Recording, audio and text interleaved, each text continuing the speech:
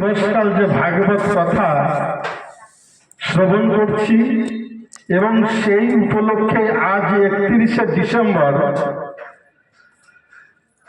বৈষ্ণব সম্মেলন এবং মহতী ধর্মসভা। শাস্ত্রে বর্ণন করতে গিয়ে বলেছেন, সংসার বিষ বিভস্য দে এব রসবৎ ফলে কাব্যাম মৃত রসস্বাদ সুজনই সঙ্গময়ী সহ। আমরা যে সংসারের মধ্যে বাস করছি, এই সংসারটাকে বলা হয়েছে বিষের বৃক্ষ, বিষ বৃক্ষ। তাহলে আমাদের মনে খুব কষ্ট হবে যে আমরা বিষ বৃক্ষ সংসারের মধ্যে বাস করছি।